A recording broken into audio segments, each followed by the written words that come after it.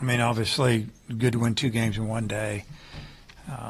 We came out, I thought, in the first ball game, and we kind of kicked the ball around. We didn't feel it was a well-hit ball that Sousa makes that play 99 out of 100 times, and we turned double play there, and they ended up scoring a couple of runs, and they took advantage of it. And we had another play where we didn't make a play. We had somebody picked off, and they scored again a couple more times. And you take away those 2 plays, and we played pretty good. The weather's not great, obviously. Bad as far as, temperature and a little slick. But I like the way we pitched for the most part. And, a couple of our starters got into some jams, and they fought their way out and didn't give up big innings, gave up a run or 2, and that was it. And then we'd come in and counter. Just about every time they'd score, we'd score. And usually score more. So, I don't remember all the details of the first game since we just finished the second game, but I like the way our guys played. They competed hard, stayed into it, and they knew the importance of winning league games, and you could kind of see that. And then second game, after 2 games previously that you score a lot of runs, you're just thinking, maybe things aren't going to go your way. You're going to have to really play well, and they scored again early on us, and then but I thought Landon battled out of that first inning, only gave up 1, then we come in and punch in 5, and I think Bowles hit a homer, that 3-run homer that gave us 5. It was good to see, but I mean, we scored 50 runs in 3 games. We scored 50 runs in less than 24 hours, pretty much, and it's because our hitters, they battle and they make you throw strikes for the most part, and got a lot of big 2-out hits. Pitchers didn't walk very many people, and I just told the team, even our relievers were coming in with good lead. The game, for the most part was over, and they didn't just come in there and go through the motions. Man, they pitched, and that was really good to see. It gives the coach confidence, players confidence, and I like what I saw from our bullpen the last 3 games. How pleased are you with what you're seeing from Davlin and Kozel in particular? Well, I mean, to me, that's a super easy question to answer. I mean, those guys have been amazing. Davlin just seems like he's always on base. He scored 50 runs this year already, and he's got double-digit homers and got 50 hits. And Kozel was in that lineup early and just wasn't going to be denied for the most part, and just got better and better. And now he's really hitting, and if you make a mistake, he hits it pretty hard all over the field, and he'll fight you with 2 strikes. And his RBI count, he's up to like 37, and probably 10 days ago or 2 weeks ago, he might have had 18 or something. I don't know. He's driven in a lot of runs lately. Started innings, finished innings with big hits. Finished off games, honestly. So those 2 hitters have been really good the last couple of weeks. And you moved Cam up to number 3 in the lineup for this second game. Is that something you've been thinking about, moving him up? Is it something that may Well, when I took Maxwell out of the game, because he's, we're trying to not keep him healthy, and his hamstring got a little tight. That's why I moved him up. I did move him up anyway from 6 to 5 because he's been swinging it to maybe protect one of those right-handed hitters, because just felt like that I needed to for the first game. But yeah, we got a lot of guys who can hit in the middle of the order, and they're showing it. Seemed like you kept the approach kind of the same way all the way throughout the end. How difficult is that to kind of keep continuing to take walks even as the score gets out of hand?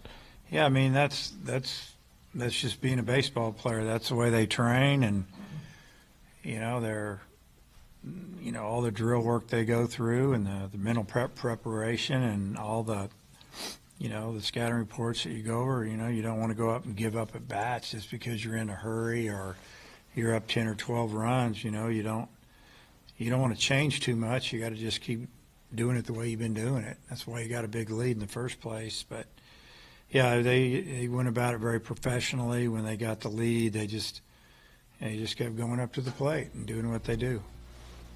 Guys like Frazier getting an at-bat in SEC play, even in a blowout, just how valuable is that maybe down the road beyond this weekend? Only time will tell on that. It could be this year. Somebody tweaks something, or we have to do, make a move, or you just never know. And if you can get a young guy like that, or utility guy, some experience where he can go in and play third, short, or second, and maybe get you a big hit, I think it makes it a lot easier when they've had a little more game experience. Yeah, I think it was yesterday that you were saying that the lineup wasn't, as dangerous hitting 1 through 9 collectively. Do you think a 30-run day like today kind of redeems that a little bit? Did I said it wasn't that dangerous? Or I guess I should say like 1 through 9, like everybody hitting 1 through 9. Yeah, and you're never going to have 9 guys going at once, but, we got 2 or 3 guys that are super hot the last few days. You think about last weekend, Kozier was super hot, and a couple of other guys had good, dabbling as well, but, it wasn't like you think about Vandy. I mean, the 2 of Loys didn't hit much, and, yesterday, Bahava got 4 hits and 3 or 4 more today, or 5 more today, and it's hard to have that many guys. But if you can have a lineup that's 9 threatening, that's what you want. Guys that foul pitches off, and when a pitcher gets into the second and third inning, he kind of just catches his breath. You don't want him to catch his breath. You want him to think, hey, oh man, I got to face this guy. Well, I got this guy, and then this guy's waiting, and that's what wears down pitchers, not only physically but mentally. 51 runs. I mean, that's the most you guys have scored in an SEC series since '97. And in your career, have you ever, played in a series as lopsided as this in conference play? I don't know. Probably not. It sounds like we haven't. There's been a lot of them. So probably at Arkansas, it's probably the most lopsided. I think you just told me that, but that's pretty good hitting teams at Nebraska. We scored a lot of runs a couple of years, so maybe we did then. But as far as here, I don't know. I guess. You said yesterday it felt like you were playing in a cloud. Cam said that you had told them maybe after the game that it felt like some of those Nebraska days. It did, with the wind, and, that was a normal Nebraska day a lot of times. It was always windy. It's just a little cooler, obviously. But, it's been we've had really good weather, though, for the most part. We've had good hitting weather. There's been some nights when the wind blew in and it knocked down a few balls, but we played in some parks where the wind's blowing out. Here it's been blowing out a little bit. But I like that we can steal a base when we need to. We go the other way. We hit line drives, and if you make a mistake, a lot of times the guys can leave the yard. So it's an offense that can win under, in any conditions, I feel like. You said that you scored 51 runs in 24 hours. You also did it in just 18 innings. I mean, basically 2 games. I mean, just how impressive is that? Yeah, it is. It's real impressive. I mean, we took our walks. We got hit by pitches, unfortunately. I don't like our guys getting hit by pitches at all, but if you do, it's to start an inning or keep an inning going or whatever. But we got hit by a lot of pitches, it seemed like, at least yesterday. And today, just a lot of walks and a lot of big hits. I mean, I think we had 15 hits a game, somewhere in there, and I guess 16 both games. So, yeah, it's you don't expect it. You hope you can score a lot of runs. And SEC teams they're pretty good and they're pretty powerful. And Missouri didn't have their top pitcher this weekend, and also one of their best players, their shortstop, was out, and I think he had the highest batting average on the team. So that contributed a little bit, but really it was what we did at the plate, and that was just really be relentless and not give up at bats. It seems like when Carson gets a shot at it, that he's hitting the ball hard, he's driving in runs. Yep. When you did give him the shot today, is there anything that he said to you, or just something simply from his body language that let you know that he was gonna get one? Well, it's interesting on him. We started him 3 weeks ago, midweek game, and the wind was blowing straight in from right. He had 2 balls that wouldn't have been out of the park that night, and I felt bad for him, because he's not starting. And then he has a couple of really good at bats. He crushed 2 pitches, and they flew out instead of flying out of the park. And we as coaches see it, we get it. We think he can hit. We just have some really good outfielders, and we've got good defenders and good hitters left and right, and But, you know, I have no problem starting him against Friday night starter. I think he can hit him. And, you know, he's just kind of been patient, and when he gets his opportunities, whether it's a pinch hit, he doesn't just go crazy at the plate. I mean, the guy's got like 11 or 12 walks already. Seems like he sees 7 pitches every time he gets to an at bat, and he squares up a lot of pitches. So he's a definite guy that's, you know, is going to end up being a big part of our team. But, you know, down the stretch, you know, the next 30, 40 games, hopefully, you know, he gets a bunch of big hits and he'll get some starts. One of those relievers you brought in today was Christian Fouch. How good was it to see him come in and pitch the way he did? Yeah, it was great. I watched his bullpen the other day. He didn't know I was. He threw it inside, and I was up in the weight room looking down through the window. Right when he got done, I came down there and talked to coaches. I said, man, he was all over the plate, you know, and, I mean, he was right there, and it looked easy, and I didn't know how hard he was throwing. I said, how hard was he throwing? Because it looked like he was just playing catch, and they said 96, just playing around. And I said, well, maybe that's what he needs to do, just throw 96. And, you know, he threw 98 mostly today, 97, threw a couple of good splitters. It was really good to see because we need him.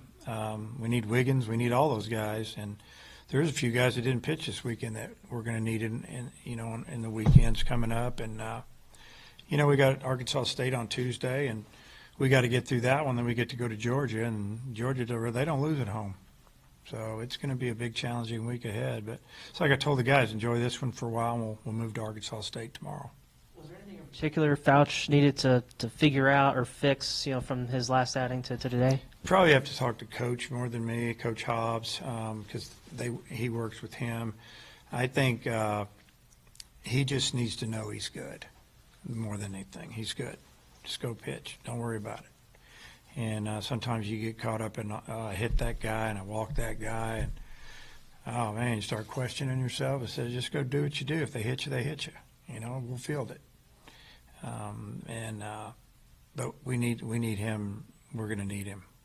And last one for me, Cole Gibbler, he got his first SEC action today. Just how good was it to get him out there, especially given Coyle's status? Yeah, it was really good because you know, we were planning on using this past weekend at Vandy, and we didn't have to. You know, he got 1 inning in Little Rock, and then he got an inning today. We were planning on using him in a leverage situation this weekend, and we didn't have one. So we have confidence in him. It's like every time we put him on the mound, he gets 2 strikeouts an inning, and then, you know, he's hard to hit. So that's going to be a big piece of the puzzle, we feel like, going forward. I think you started Ryder for both games of the doubleheader. It was just, you know, not uncommon, but maybe a little rare. Just what's allowed him since he's got here to be able to do that? Well, in our league, it's very common. Starting catcher is your starting catcher, and he's usually strong and you know, is in shape enough to do that. You know, we pulled him after 5 innings the first game, and then just let him go the whole game today, the second game. What allows him to do it, first off, he wants to be out there, and you know, he's been built up to catch like that. You know, we've given him some breaks on Tuesday games, and bring him in if we need him, and it's good to see him getting going with the bat. I think it really kicked it into gear last weekend in Nashville. Got some big hits for us, and you know, got some hits this last 3 games. So getting his average up there a little bit. Which the average to me is what it is. Sometimes it doesn't always tell if you're having good at bats, you're hitting the ball hard. But yeah, he's ready for that.